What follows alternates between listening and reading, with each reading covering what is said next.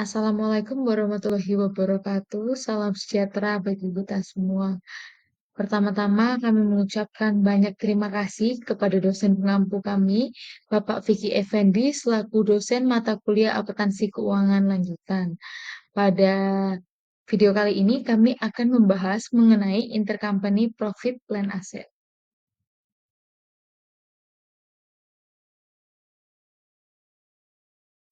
Eh, Baik, perkenalkan nama saya Nicholas Christian dengan NPM akhir saya 013. Dan di sini saya akan memulai penjelasan pada materi kali ini, yaitu yang pertama yaitu mengenai materi laba antar perusahaan atas aset yang tidak dapat disusutkan. Jadi transfer aset tetap yang tidak disusutkan seperti tanah atau aset tak berwujud dengan umur yang tidak terbatas antar entitas afiliasi dengan harga selain nilai buku itu menimbulkan unrealized profit atau loss, yaitu keuntungan atau kerugian yang belum direalisasi dalam laporan konsolidasi. Keuntungan atau kerugian ini muncul di laporan laba rugi entitas penjual, tetapi harus dieliminasi dalam konsolidasi, baik dalam bentuk satu baris atau one line consolidation maupun dalam bentuk laporan keuangan konsolidasi yang penuh. Nah, transaksi ini jarang terjadi dibandingkan dengan penjualan persediaan antar perusahaan dan biasanya terjadi saat penggabungan usaha atau reorganisasi. Arah penjualan itu contohnya seperti downstream dari induk anak atau upstream dari anak induk itu mempengaruhi perlakuan eliminasi pada konsolidasi atau laporan konsolidasi yang akan diproses. Contohnya itu, ini ada dua, yaitu downstream dan upstream. Jika downstream, maka eliminasinya 100% tanpa memperhatikan kepemilikan non-pengendali atau non-controllable interest. Kalau di upstream, eliminasinya hanya sebesar porsi induk dari laba yang belum terrealisasi.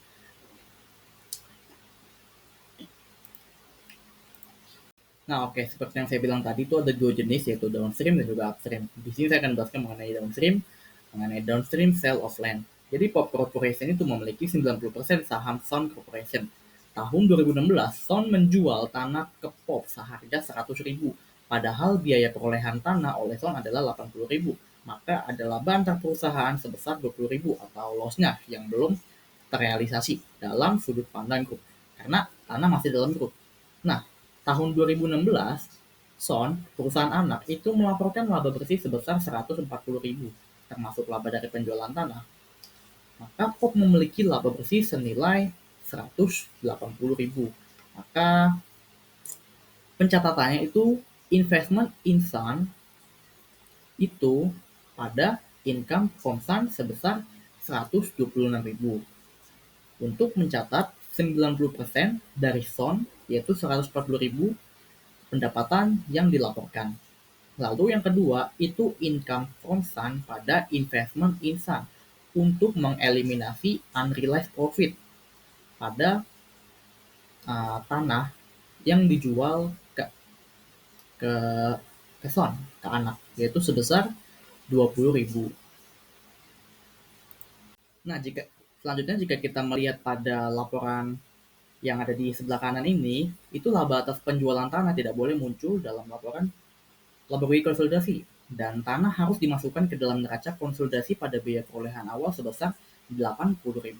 Maka iJournal untuk mengeliminasi keuntungan penjualan tanah dan mengurangi akun tanah menjadi 80.000 itu adalah gain on sale of land pada land. Itu untuk mengeliminasi gain on intercompany, yaitu keuntungannya itu yaitu sebesar 20.000. Maka dilakukan eliminasi pada jurnal seperti ini. Nah, setelah itu ada sale in subsequent year to outside entity. Jadi kita mengasumsikan bahwa Sun menggunakan tanah tersebut selama 4 tahun dan menjualnya dengan harga 130.000 pada tahun 2020. Maka pada tahun penjualan, Sun melaporkan keuntungan sebesar 30.000, yaitu hasil penjualan 130.000 dikurangin biaya yaitu sebesar 100.000. Tetapi keuntungan untuk entitas konsolidasi adalah 50.000, yaitu adalah hasil penjualan 130.000 dikurangin biaya yang sebesar 80.000 untuk POP atau perusahaan ayah, perusahaan induk. Nah, maka POP mengakui keuntungan atas tanah tersebut pada tahun 2020 berdasarkan metode ekuitas dengan menyesuaikan pendapatan investasinya. Maka pembukuan yang dilakukan adalah seperti ini. Investment in Sun pada income from Sun untuk mengenali deferred profit yang sebelumnya pada penjualan tanah ke Son sebesar 20.000. Untuk materi selanjutnya ada upstream sale of land. Nah, di sini Pop Corporation memiliki 90% saham Sun Corporation. Nah, pada tahun 2016, Sun menjual tanah ke Pop seharga 100.000, padahal biaya perolehan tanah oleh Sun adalah 80.000. Maka ada laba antar perusahaan sebesar 20.000 yang belum terrealisasikan dalam sudut pandang grup karena tanah masih dalam grup. Nah, pada tahun 2016, Sun melakukan laba bersih sebesar 140.000, termasuk laba dari penjualan tanah. Pop memiliki laba bersih sendiri seharga sebesar 180.000, belum termasuk dari Sun. Nah, untuk jurnal di buku Pop dalam metode ekuitas di sini mencatat bagian laba dari Sun 90% dikali 140.000.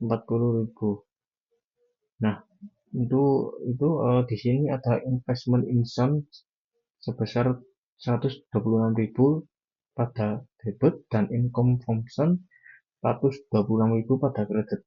Nah, di sini yang kedua mengeliminasi laba antar perusahaan, yaitu 90% dari 20.000. Nah, di sini income from Sun sebesar 18.000 pada debit dan investasi in Sun 18.000 pada kredit.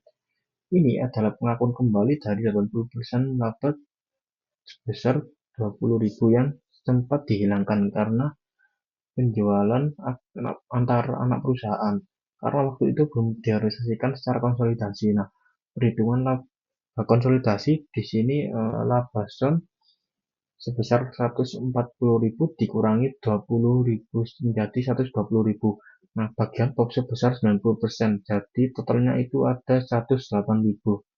Lalu untuk laba BOB sendiri itu 180.000 dan total laba BOB terkonsolidasi itu 180.000 ditambah 108.000 jadi 288.000. Nah, untuk non-controlling interest atau kepentingan non-pengendali dalam kasus upstream, non-controlling interest juga ikut terkena koreksi atas laba belum terrealisasi. Nah, non-controlling interest itu sebesar 10% dari laba Sun yang nyata, itu sama dengan 10% dikali 120.000 menjadi 12.000. Berbeda dengan kasus downstream di mana NCI tetap diambil dari laba yaitu 140.000 menjadi 14.000. Nah, untuk entry konsolidasi tahun berikutnya 2017 selama tanah belum dijual yaitu investasi insan sebesar 18.000 pada debit dan non-controlling interest sebesar 2.000 pada debit, lalu land sebesar 20.000 pada kredit. Untuk materi yang selanjutnya ada sell in subscriber to outside entity. Nah, pada tahun 2016, Sun menjual tanah ke Pop seharga 100.000, padahal biaya perolehannya sebesar 80.000 sehingga terjadi laba antar perusahaan sebesar 20.000. Nah, tanah ini kemudian digunakan oleh Pop selama 4 tahun dan baru dijual kembali ke pihak luar pada tahun 2020 seharga 130.000.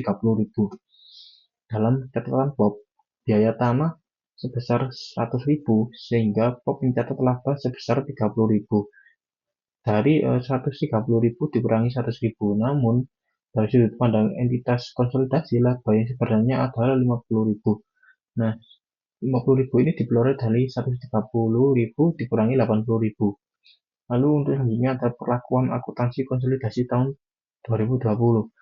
Jurnal di buku Pop metode ekuitas. Nah, Pop mengakui laba antar perusahaan yang sebelumnya ditunda atau deferral sebagai tambahan laba dari investasi. Nah, di sini investasi Insan 18.000 pada debit dan income from Sun 18.000 pada kredit.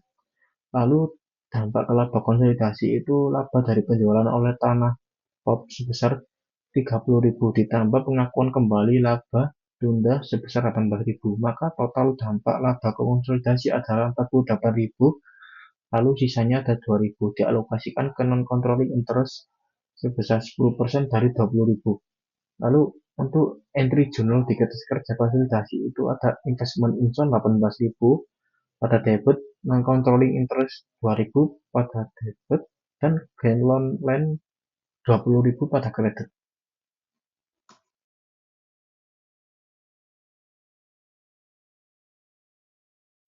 Oke, saya akan melanjutkan materi-materi yang sudah dibahas oleh rekan-rekan saya sebelumnya.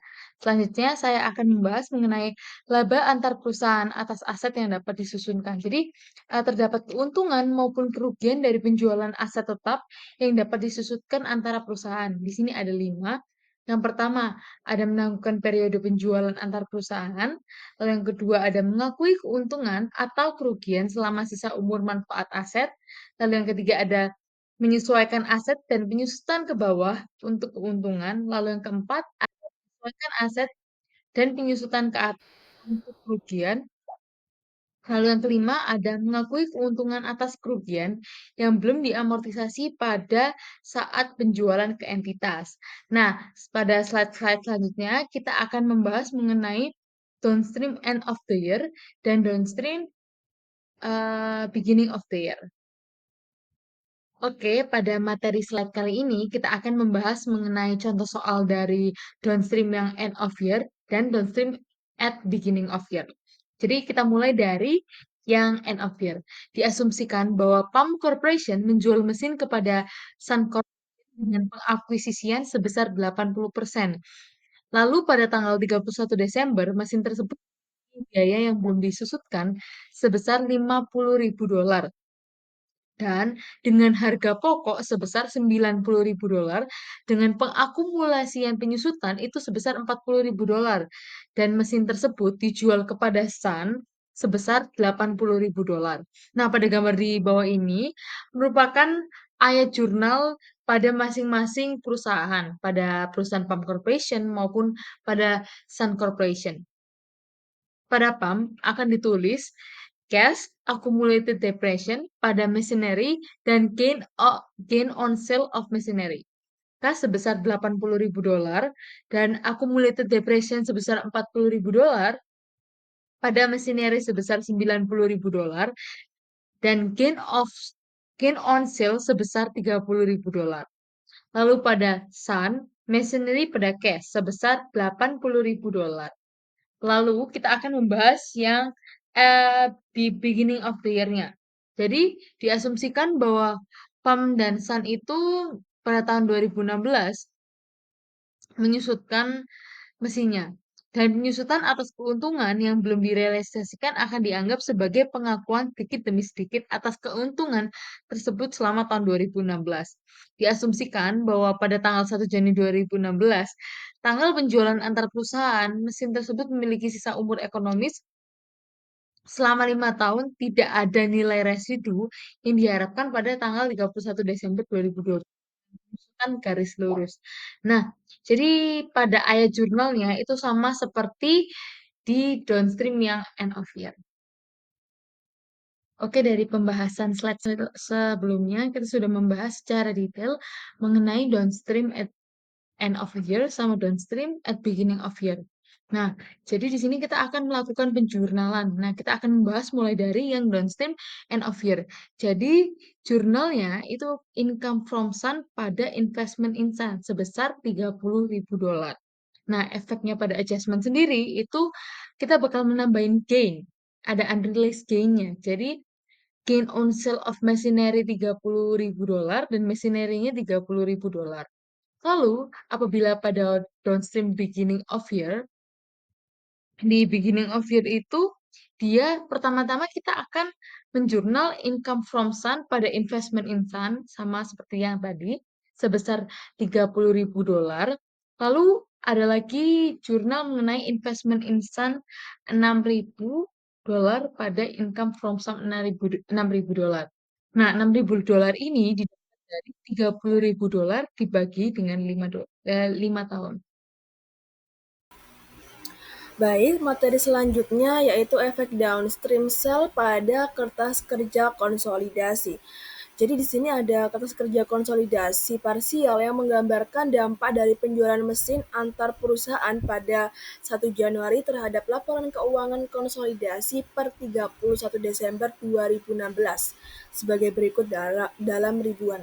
Nah, pada laporan konsolidasi per 31 tahun 2016 ini ada penjualan mesin antar perusahaan dalam satu grup, khususnya dari perusahaan induk ke anak, yang mana disebut sebagai downstream sale.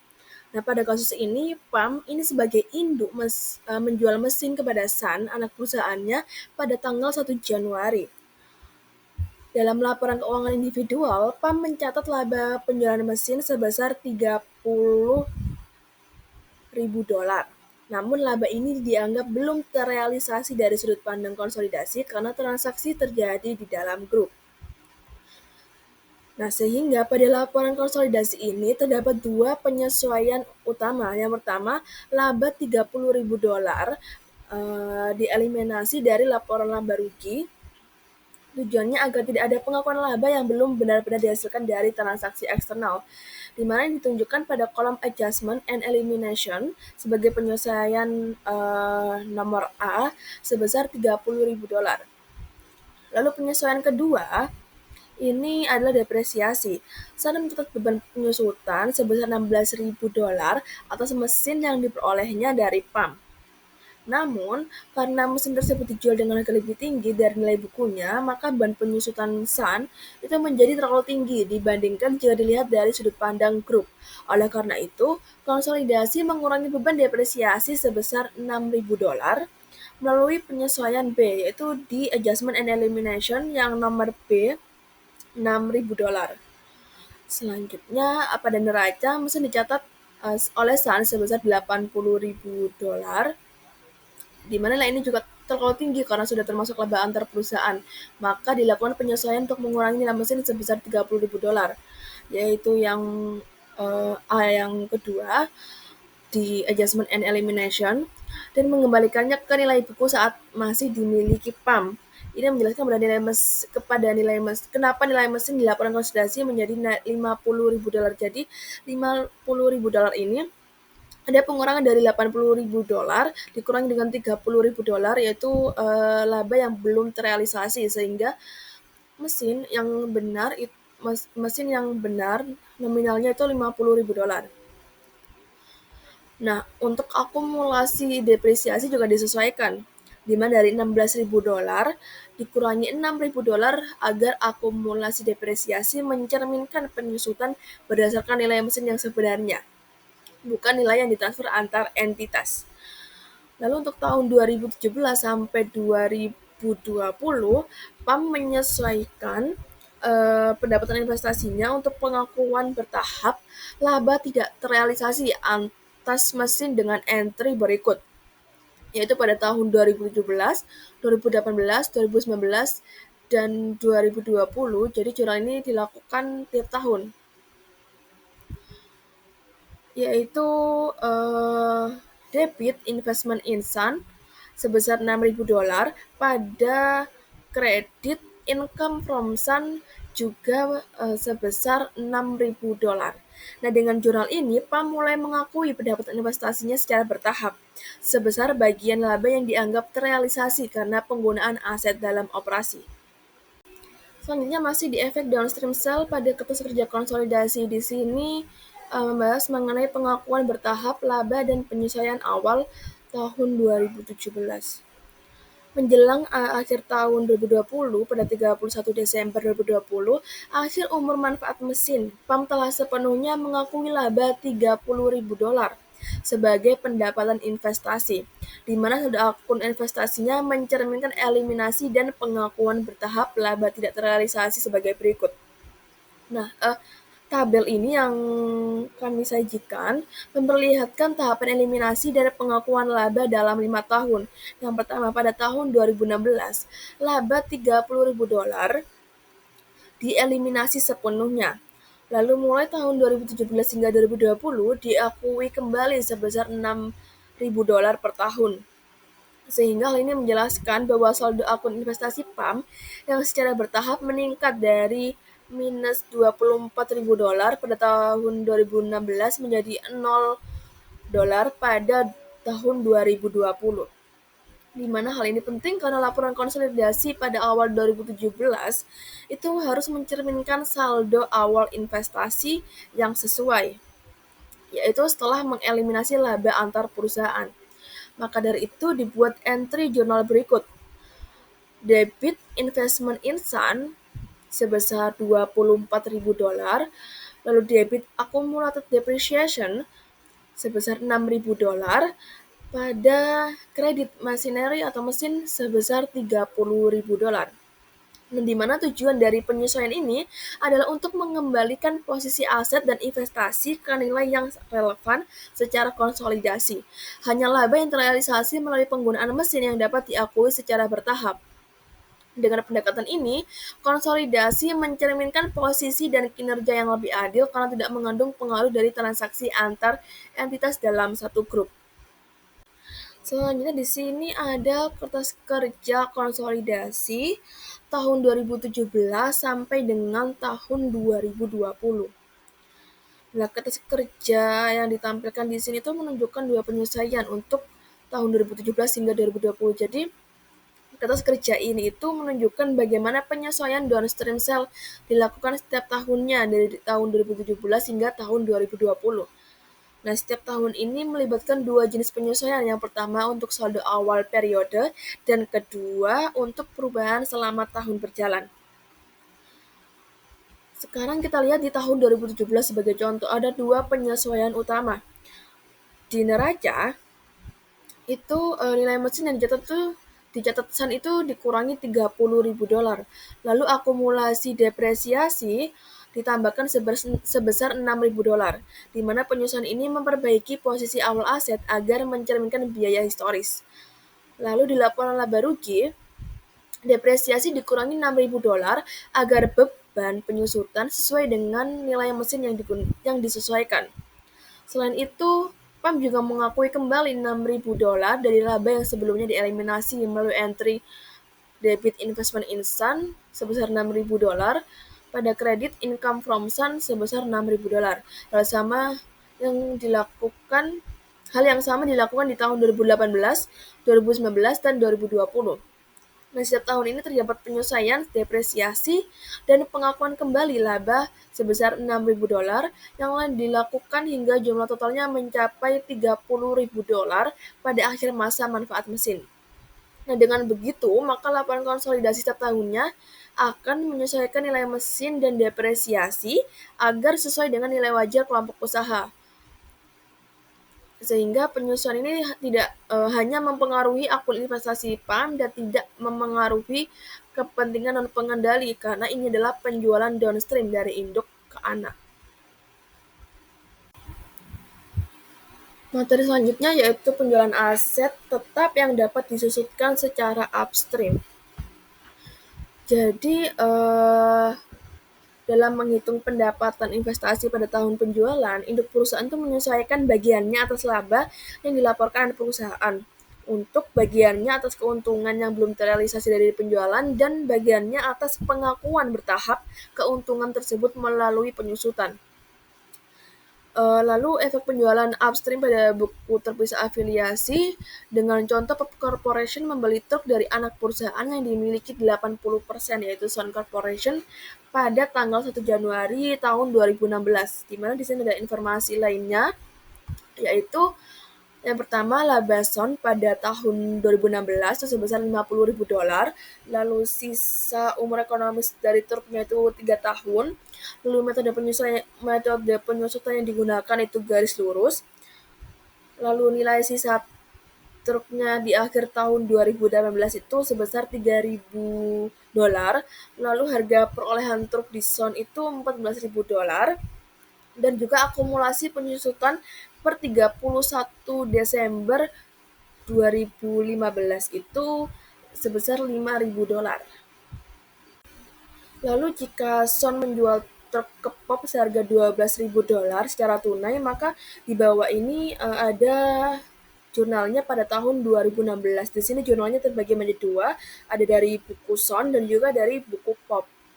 Dari buku Sun sendiri yang di bagian kiri, di gambar kiri, ini Sun tuh mencatat penjualan truk pada tanggal 1 Januari 2016 dengan akun debit kas sebesar $12.000, lalu akumulasi penyusutan atau accumulated depreciation sebesar $5.000, lalu di sisi kredit ada truk atau truk sebagai asetnya itu sebesar $14.000, dan kredit lagi gain on sale of truck atau laba penjualan itu dicatat sebesar $3.000. Lalu di bagian kanan ini ada buku dari Pop, di mana buku dari Pop ini yang pertama jurnal pembelian truk pada tanggal 1 Januari, yaitu akun truk debit pada kreditnya cash sebesar $12.000. Lalu jurnal yang kedua itu jurnal untuk mencatat penyusutan, yaitu pada tanggal 31 Desember. Pop menyusutkan truk tersebut sebesar $3.000, itu dari $12.000 dikurangi $3.000 lalu dibagi 3 tahun sehingga hasilnya 3.000 per tahun. Karena metode yang digunakan tadi itu adalah garis lurus. Lalu untuk jurnalnya yaitu debit depreciation expense sebesar $3.000 dan kredit accumulated depreciation sebesar $3.000. Lalu yang jurnal ketiga yaitu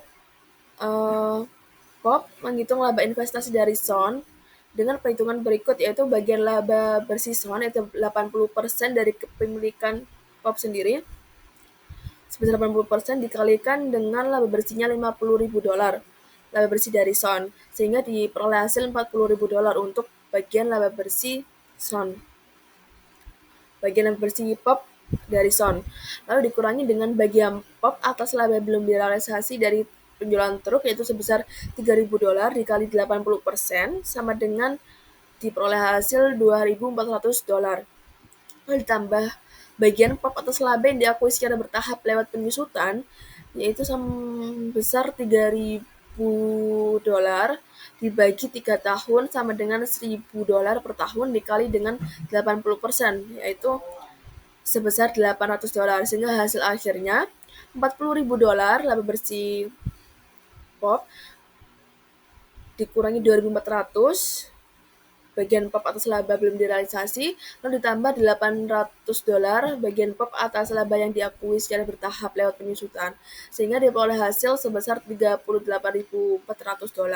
Maka jurnalnya yaitu pada tanggal 30 Desember, investment in Son debit pada credit income from Son sebesar $38.400.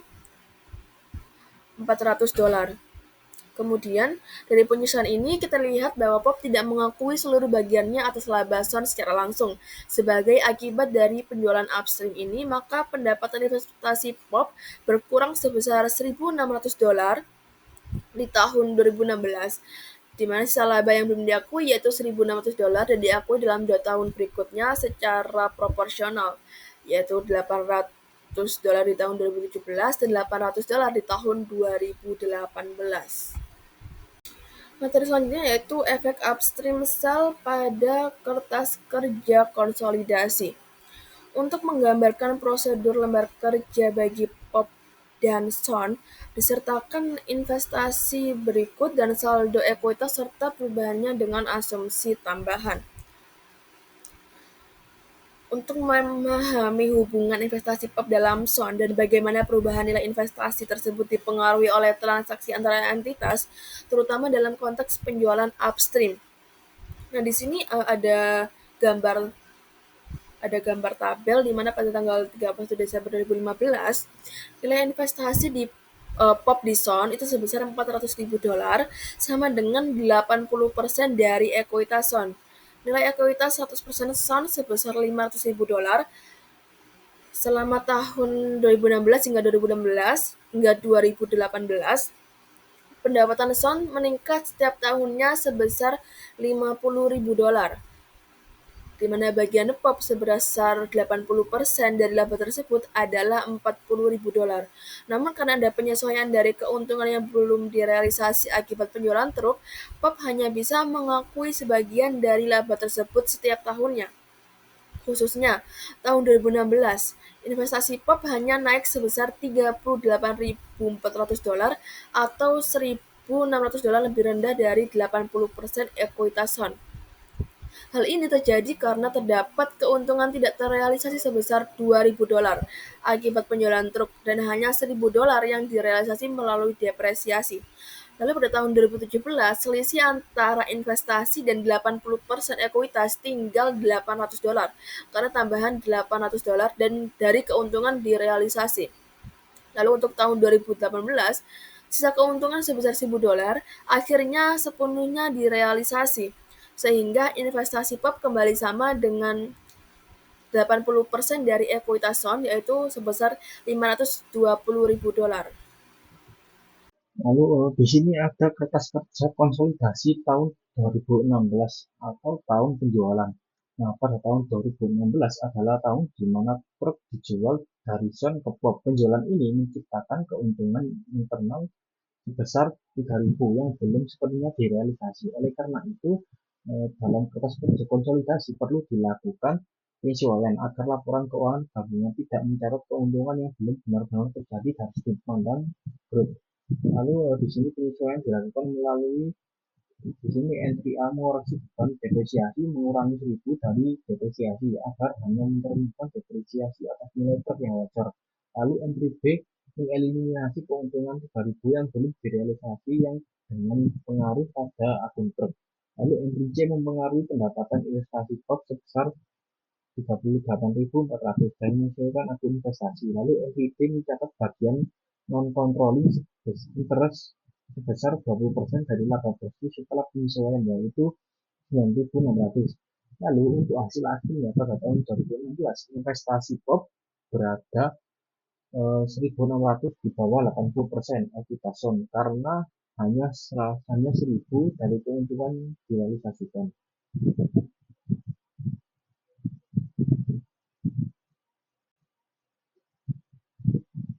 Lalu materi yang selanjutnya ada kertas kerja konsolidasi tahun 2017 atau tahun pertama setelah penjualan. Nah, tahun ini adalah kelanjutan dari penyesuaian akibat penjualan truk. Tahun 2017 merealisasikan tambahan 1.000 dari keuntungan sehingga hanya tersisa 1.000 dari total keuntungan yang tidak terrealisasi. Penyelesaian utama itu pada entry A kembali mengurangi beban depresiasi sebesar 1.000. Lalu entry B menyesuaikan sisa keuntungan yang belum direalisasikan sebesar 2.000 dari jumlah ini. Lalu 1.600 dikembangkan ke akun investasi POP dan 400 ke akun non-controlling interest. Lalu entry C mencatat pendapatan dari Son sebesar 48.800 sesuai dengan bagian POP setelah penyesuaian. Lalu entry B mencatat bagian kepentingan dan pengendali sebesar 10.200 yaitu 20% dari depresiasi yang direalisasi. Lalu di akhir tahun 2017 selisih investasi POP dan 80% ekuitas tinggal 800 yang menunjukkan masih tersisa 1.000 keuntungan yang belum terrealisasi.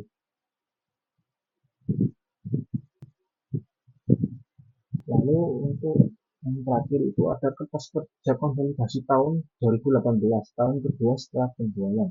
Nah, pada tahun 2018 adalah tahun terakhir di mana penyesuaian perlu dilakukan karena sisa 1.000 dari keuntungan yang tidak terrealisasi akhirnya direalisasikan melalui depresiasi.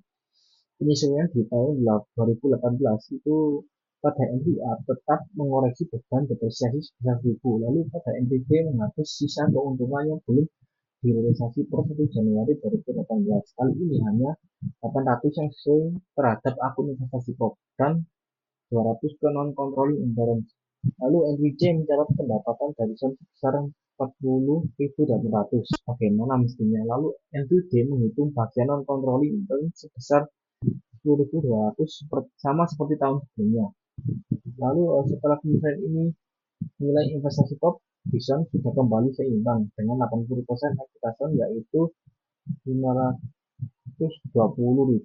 Tidak diperlukan penyesuaian lagi pada tahun 2019. Nah, nilai dilaporkan konsolidasi pada akhir 2018 adalah 9.000 dengan akumulasi depresiasi 6.000 sehingga nilai bukunya adalah 3.000 sama dengan nilai residu yang diharapkan. Ini mengonfirmasi bahwa seluruh penyesuaian telah selesai. Di sini saya akan menjelaskan bagaimana jika penjualan barang itu tidak sesuai dengan nilai wajarnya, dan juga di sini bagaimana jika terjadi rugi. Contohnya, di sini ada downstream. Bagaimana kalau seandainya POP itu memiliki mesin nilai bukunya 30.000, kemudian dijual dengan harga 20.000. Nilai buku di sini dianggap sama dengan nilai wajarnya, yaitu 30.000. Dan di sini POP menjual rugi, artinya ada unrealized loss sebesar 10.000. Diketahui usia pakainya 5 tahun, dan diketahui juga net income dari Sun itu 200.000. Bagaimana cara menghitung income? Yang pertama, kita harus record dulu income for 2016 determined as follows. Equity in Sun income itu kan 200.000. Kita kalikan 90% itu kepemilikan POP kepada Sun. Jadi, nominal yang kita dapatkan 180.000. Kemudian, adanya unrealized loss itu kita tambahkan. Unrealized loss tadi kan 10.000. Kemudian dikurang dengan piecemeal recognition of loss. 10.000 tadi dibagi dengan 5 tahun, yaitu umurnya selama 5 tahun tadi, jadi 2.000.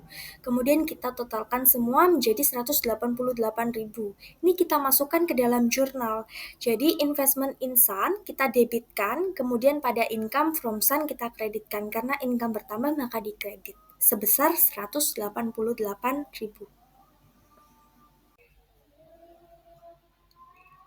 Kemudian, jika jurnalnya itu ketika pada tahun dilakukannya transaksi, yaitu tahun 2016, di sini kan terjadi loss, maka asetnya itu kita debitkan. Mesin pada loss kita kreditkan, dan mesin akan kita tambah nilainya sebesar 10.000 sesuai dengan cost awalnya. Menjadi mesin pada debit 10.000 dan loss on sale of mesin pada kredit 10.000.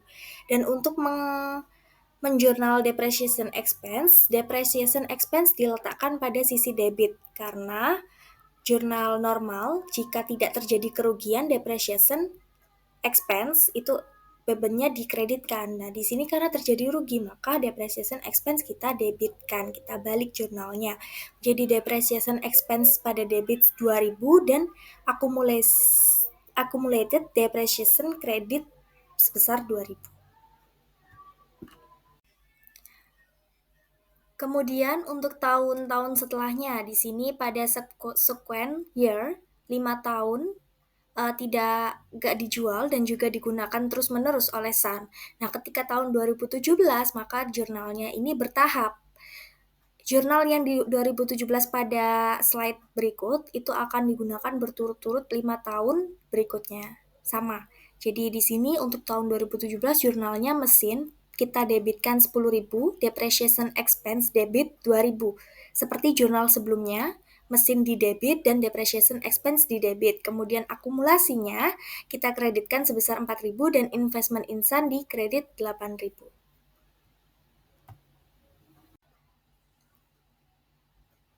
Di sini saya akan memberikan contoh komprehensif dari transaksi upstream dan juga downstream. PAM membeli kepemilikan sebesar 90% dengan harga 450.000 pada 3 Januari 2016. Selama itu pula ada 3 macam transaksi, jual beli aset antara induk dan juga anak. Pada 1 Juli 2016, PAM menjual tanah dengan Sun dengan gain 5.000. Sun jual kembali tanah kepada pihak luar pada tahun 2018 dan mendapatkan rugi sebesar 1.000. Dan pada tanggal 2 Januari, Sun jual peralatan yang memiliki usia pakai 5 tahun kepada PAM dengan gain 20.000. Kemudian peralatan yang masih dipakai oleh PAM pada akhir Desember 2018. Ini sudah dipakai 2 tahun. Dan juga pada transaksi ketiga, pada 2018, PAM jual gedung kepada Sun dengan gain 32.000 dengan sisa usia pakai 8 tahun. Dan Sun masih memiliki gedung tersebut pada akhir tahun 2018. Terlihat transaksi yang pertama ini downstream, transaksi kedua itu upstream, dan transaksi ketiga itu downstream. Kemudian di sini kita menghitung investment in Sun Desember 31, 2018. Jadi yang pertama masukkan dulu underlying equity in Sun, yang perhitungannya dari 600.000 equity of Sun-nya dikali dengan kepemilikan yaitu 90%, sehingga menghasilkan 540.000. Kemudian dikurang dengan adanya unrealized profit on land sebesar 5.000 dan juga dikurang adanya unrealized profit on equipment. kepemilikan 90% dikalikan 16.000 sehingga menghasilkan 14.400 dan di total sehingga menghasilkan 520.600. Kemudian adanya income from sun ditambah jadi 52.600 dari mana? Dari 90% kepemilikan 80.000 net income, kemudian ditambah 5.000 on gain, kemudian ditambah juga 3.600 piecemeal, dan kemudian dikurangi 28.000 unrealized profit on building. Kemudian yang terakhir, jangan lupa dikurang juga dengan dividen receive 2018 sebesar 27.000. Dan total keseluruhan menjadi 546.200. Ini menjadi investment insan Desember 31 2018. Untuk menjurnalnya di sini ada 6 jurnal. Yang pertama menjurnal dulu investment pada debit dan juga mengkreditkan gain online. Jadi sebesar 5.000. Kemudian pada jurnal kedua ini kita debitkan investment non-controlling interest dan juga akumulasi depreciation-nya dan dikreditkan depreciation expense dan juga equipment. Kemudian jurnal ketiga di sini untuk mengeliminasi unrealized gain on the downstream sale of building and elimination current year effect of unrealized gain from depreciation account. Jadi gain on buildingnya ini dieliminasi, ada di sisi debit, akumulasi depreciation juga di sisi debit, kemudian dikreditkan building dan depreciation expense-nya. Dan jurnal selanjutnya ini untuk mengeliminasi income dan dividend from subsidiary. Dan jurnal kelima ini untuk mengenter non-controlling interest. Kita catat. Jadi kita catat dulu kepemilikan non-controlling interest income-nya sebesar 8.400, kemudian dikurangi dividen 3.000, sehingga sisanya hanya 5.400 di sisi kredit. Dan yang terakhir yaitu untuk mengeliminasi reciprocal investment and equity balance. Di sini returned earning seperti biasa di sisi debit dengan capital stock di sisi debit dikreditkan investment insannya dan juga NCI-nya. Di sini 200.000 ditambah 400 itu kan 600. Nah, dari 600 itu kita ambilkan kepemilikan masing-masing 90% untuk investment insan dan 10% untuk non-controlling interest. Kemudian di sini ada contoh soal, asumsikan bahwa Pop Company itu menjual sebuah komputer yang diproduksi dengan biaya 150.000 kepada Sun. Anak perusahaan 100% sahamnya dimiliki dengan harga 200.000 dan komputer ini memiliki masa manfaat diharapkan itu 5 tahun. Dan juga penyusutannya garis lurus. Laporan laba rugi terpisah mencakup penjualan antar perusahaan sebesar 200.000. Tetapi harga pokok penjualan Sun tidak mencakup pembelian antar perusahaannya. Karena harga pembelian ini tercermin dalam aktiva pabrik. Dan laba kotornya itu 50.000 tercerminnya dalam akun perlengkapan. Di sini ayat jurnal yang pertama, kita debitkan dulu sales pada COS, yaitu cost of sales. Dan juga equipment, sebesar 200.000 dikreditkan 150.000 dan 50.000. Di sini untuk mengeliminasi intercompany sales. Dan kedua, ini mengeliminasi depreciation, jadi accumulate depreciation pada depreciation expense. Jadi dibalik jurnalnya untuk mengeliminasi. Dan kemudian yang terakhir kita kita reduce equipment to its cost. Jadi investment insan kita debitkan, accumulate depreciation kita debitkan, dan juga equipment depreciation expense ini kita kreditkan. Sekian penjelasan dari kelompok kami. Mohon maaf apabila ada salah kata atau kurang jelas atas pemaparan. Terima kasih. Wassalamualaikum warahmatullahi wabarakatuh.